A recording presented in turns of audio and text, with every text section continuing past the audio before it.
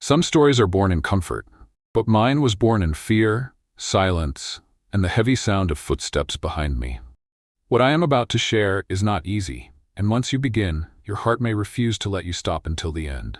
This story may look simple at first, but hidden inside it is pain, courage, and a choice that almost cost me my life. Please stay with me. Before I continue, I want us to feel like one family.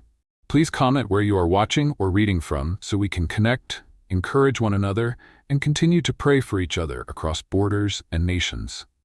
I was born into a Muslim home where faith was not just a belief, but a rule of life. My world was small but strict. The morning always began with prayer sounds filling the air. My mother moved quietly, my father spoke with authority, and everyone knew what was expected of them. I learned early that obedience meant safety, and questions meant trouble. Our house stood close to the mosque. I grew up hearing the call to prayer before I understood what it meant. I learned how to wash before prayer, how to stand, how to bow, and how to lower my eyes. These actions became part of my body, like breathing. Nobody asked me if I believed. I was told that belief was already decided for me. At school, I was known as a quiet boy. I listened more than I spoke. I feared making mistakes, not because of punishment alone, but because shame followed mistakes in my community. Shame did not stay with one person, it spread to the family like fire. I carried that fear everywhere, even in my thoughts. Religion was everywhere. It was in our greetings, our food, our warnings, and our stories. I was taught that leaving the path was worse than death. Elders showed me examples of people who disobeyed and how their lives ended badly. These stories were meant to protect me, but instead they planted fear deep inside my chest. Even as a child, I felt something I could not explain. Sometimes during prayer my body moved, but my heart felt far away. I followed every step correctly, yet inside I felt empty. I did not have words for it then. I only knew that something was missing, and I was afraid to search for it.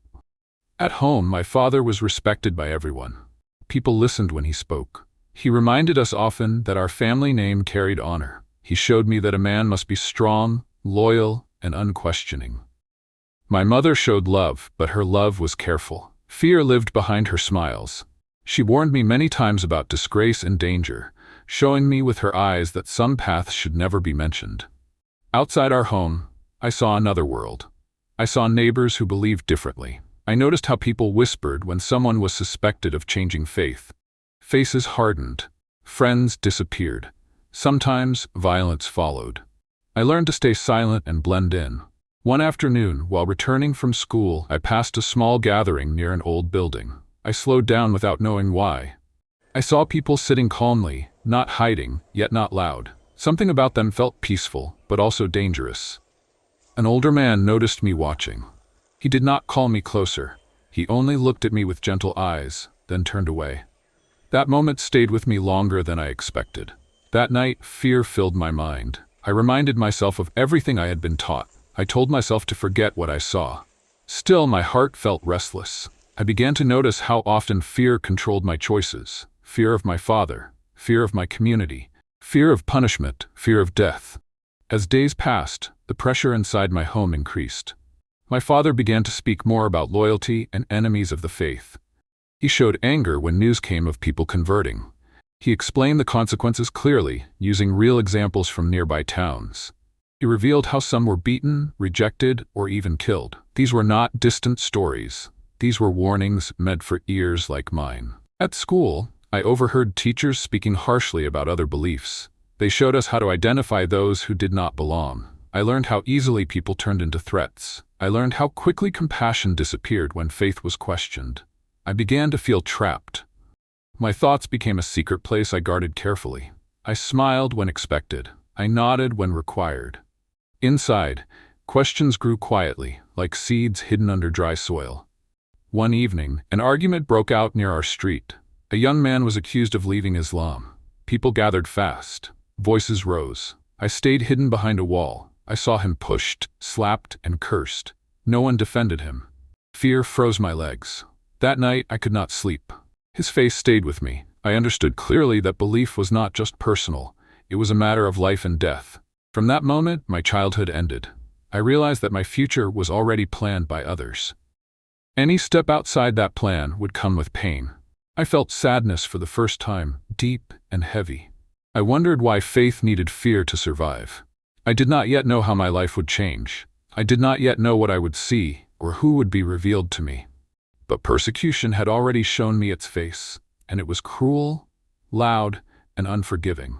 This was the life I thought I understood. This was the world that shaped my fear. And this was only the beginning. There are moments that divide life into two parts, before and after. Mine came quietly, but it shook my soul so deeply that fear never left me the same way again. Please stay with me, because what happened next almost destroyed me. That night did not look special from the outside, but inside me, something was already breaking. It was late. The house was silent, except for small sounds of sleep. I lay on my mat, staring at the dark ceiling. My body was tired, but my mind was awake. Fear, confusion, and sadness sat heavy on my chest. I felt trapped inside rules I did not choose. I felt watched even when I was alone. As I lay there, my heart began to beat faster for no clear reason. The air felt different, heavy yet calm. I closed my eyes, hoping sleep would rescue me, but instead something happened that I cannot forget. I was shown a light. It was not like fire and not like the sun. It was gentle, calm, and warm. The light did not hurt my eyes or scare me. It felt like peace touching fear. I felt seen in a way I had never felt before. I did not feel judged. I did not feel threatened. In that moment, I was shown a man. I cannot explain how I knew who he was, but understanding entered my heart without noise. He revealed love without anger. He showed mercy without fear. I felt my burdens lift, even though I had not spoken a word. My pain was understood without explanation. I was shown his hands. I was shown his eyes. I was shown sacrifice. I was shown a path that looked narrow and dangerous, yet full of truth. I was shown that following him would cost me everything I thought I owned. Then I woke up. My body was shaking. Sweat covered my skin. I sat up, breathing hard. Fear rushed in first. I reminded myself of the rules. I reminded myself of the consequences. I remembered the man beaten in the street. I remembered the warnings of my father. I remembered the words drilled into my mind since childhood. I told myself to forget it, but forgetting was impossible. From that night, everything changed. I began to notice how fear controlled religion around me. I noticed how love was missing. I noticed how anger was celebrated. My heart felt pulled toward something forbidden, something dangerous. Days passed, but peace refused to leave me. At the same time, fear grew stronger. I watched my actions carefully. I prayed as expected. I spoke as expected. But inside, I was hiding a secret that could get me killed. Persecution did not start with fists. It started with pressure. At home, my father became stricter. He watched my movements closely. He showed suspicion in his eyes. He revealed stories of punishment again and again, making sure fear stayed alive. My mother warned me through her silence. She showed worry through her tears, even when she said nothing. At school, the lessons became heavier. Teachers spoke harshly about those who followed Jesus. They showed pictures of suffering. They revealed how families were destroyed. They explained how communities removed people like dirt. Every word felt like it was meant for me. I began to suffer inside. Sleep left me. Food lost its taste. Fear walked with me everywhere. I checked behind me when I walked. I lowered my voice even when alone. I learned how persecution begins long before blood is spilled. It begins with isolation. It begins with fear. It begins with threats. One day I was followed. A man from my neighborhood walked behind me for a long time. He did not speak. He did not smile. His presence alone felt like danger. That night my father questioned me intensely. He showed anger. He revealed suspicion. He warned me of disgrace and punishment. My heart pounded as I struggled to appear normal. From that moment, my life became a cage. I was insulted without reason. I was watched constantly. Friends stopped sitting near me. Whispers followed me. People treated me like I carried a disease. Fear wrapped itself around my days and nights. I cried silently many times. I begged inside my heart for strength. I felt alone, yet I remembered the peace I was shown. That memory became my only comfort. Even when fear screamed, peace whispered. I understood something clearly. Following him would cost me safety. Following him would cost me family. Following him could cost me my life. And yet my heart could not turn back. Persecution had found me, not because I spoke, but because my heart had seen truth. And this was only the beginning. Some truths do not knock on the door, they break it down. When mine became visible, the world I knew turned against me, and fear learned my name. Please stay with me, because this is where pain stopped being quiet. From the moment my heart chose truth, danger followed me closely. I did not speak openly, but people noticed changes. My silence grew deeper. My eyes looked tired, my joy faded. In my community, change is seen as rebellion. Rebellion is punished quickly. The pressure became heavy. At home, my father watched me like a guard. He checked my movements. He questioned my delays.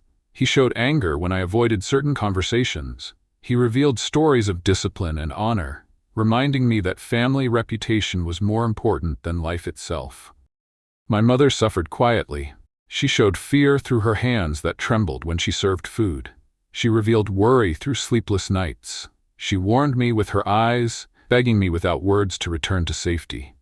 At school, persecution found a louder voice. Teachers treated me differently. They corrected me harshly. They humiliated me in front of others. Classmates whispered. Some mocked me. Others avoided me. I became alone in crowded places. One afternoon I was called aside. An elder spoke to me privately. He showed concern on the surface, but threat underneath. He revealed that rumors were spreading. He explained that my behavior had drawn attention. He warned that investigation would follow if I did not change. Fear entered my bones. That night, my father confronted me. He showed rage I had never seen before. He revealed how betrayal destroys families. He explained consequences clearly, using examples of people who disappeared, people who were beaten, people who were never spoken of again. I stayed silent. Silence became my crime. Days later, the beating came. It did not begin with fists, it began with insults. They called me weak, they called me confused, they said I was possessed. Hands grabbed me. I was pushed to the ground. Pain exploded across my body. Each strike carried anger, fear, and hatred. I did not fight back. I remembered the peace I was shown. I remembered love without violence. That memory kept my heart alive while my body suffered. They locked me inside a small room. Darkness surrounded me. Hunger weakened me. Thirst burned me. They believed pain would bring obedience. They believed suffering would erase faith. Instead, suffering revealed truth. I cried quietly. My body hurt everywhere. My back burned. My head hurt. I felt abandoned by everyone. Yet inside that dark room, I felt strength I could not explain. Fear shouted loudly. Hope refused to die. When they released me, rejection followed. Friends turned their backs. Relatives avoided my eyes. Neighbors treated me like a curse. I was no longer useful to them. I became weak. My father sent me away. He revealed that my presence brought shame. He showed me the door without mercy. My mother watched helplessly. Her tears fell silently. She could not protect me. I left with no protection, future pain, only faith. Life outside was cruel. I slept in hidden places. I begged for food. I avoided crowds. I feared being recognized. Sometimes stones were thrown at me. Sometimes insults followed me. Sometimes threats came without warning. I was chased once. Men shouted. Feet ran behind me. Fear pushed my legs until they burned. I hid until night fell. That night, I shook uncontrollably. I understood how close death had come. Persecution stripped me of comfort, dignity, and safety. But it did not strip me of truth. Pain became my teacher. Suffering became my testimony. Every wound reminded me of the cost of following him. I lost my family, I lost my home, I lost my name. Yet somehow I found life. And though my body was broken, my spirit stood stronger than ever. This truth cost me everything. And still, I would not turn back. Some endings feel like death, but they are the true beginning. What happened next broke my body again, yet it healed my soul forever. Please stay with me, because this chapter carries both tears and hope. By the time this part of my journey began, I had learned how pain feels in many forms. I lived like a shadow. I moved quietly. I trusted slowly. Every sound behind me made my heart jump. Hunger became normal. Cold nights became familiar. Fear slept beside me like a stubborn companion.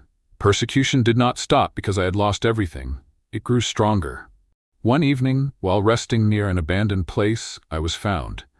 Faces I recognized surrounded me. They showed anger mixed with fear.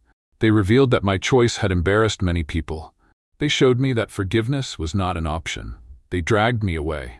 My body hit the ground many times. Pain covered me like fire. Kicks landed without mercy. Hands pulled my clothes. Dust filled my mouth. I tasted blood. My ears rang. I thought my life was ending. They left me there, alone, broken, bleeding. I could not stand. I crawled slowly. My body felt heavy, but my heart felt strangely calm. I remembered the peace I had been shown long ago. I remembered love that did not depend on safety. That night, under the open sky, I cried deeply. Not from fear, not from regret, but from surrender. I knew clearly that following Jesus was not a mistake. It was the truth, even if it meant suffering. I understood that he did not promise comfort, but he promised life. Days later, a small group helped me secretly. They cleaned my wounds, they hid me. They shared little food. They showed kindness that asked for nothing in return. Through them, I learned that faith grows strongest under pressure. Still, danger followed. I was reported again. Threats returned. I had to move often. I slept with one eye open. I learned how persecution never truly rests, it waits. My family never came back. My father rejected me fully. My relatives erased my name. My past was sealed shut. Loneliness hurt deeply. Some nights, I hugged my knees and shook. I missed my mother's face. I missed the sound of home. I missed safety. But even then, hope stayed alive. I learned that faith is not loud words. It is quiet strength. It is choosing love when hate is easier. It is trusting God when the world turns dark. Today, scars cover my body. Each scar tells a story of loss, pain, and courage. I am not proud of the suffering, but I am grateful for the truth it revealed. I risked my life, I lost my family, I walked through fear, but I found Jesus. To Christians across the world, I ask you with a humble heart, please pray for those who are persecuted for their faith. Pray for those hiding in fear. Pray for those beaten, rejected, and forgotten. Pray that their strength will not fail and that love will overcome hatred. And to anyone who feels far from God and desires to repent, you can turn to him even now. You can pray simply by telling God you are sorry for your sins, that you believe Jesus gave his life for you, and that you want to follow him from today onward. Ask him to forgive you, to cleanse your heart, and to lead your life with truth and love. God hears sincere hearts. No matter where you are, no matter what you have done, hope is still reaching for you. This is the end of my story, but it can be the beginning of yours.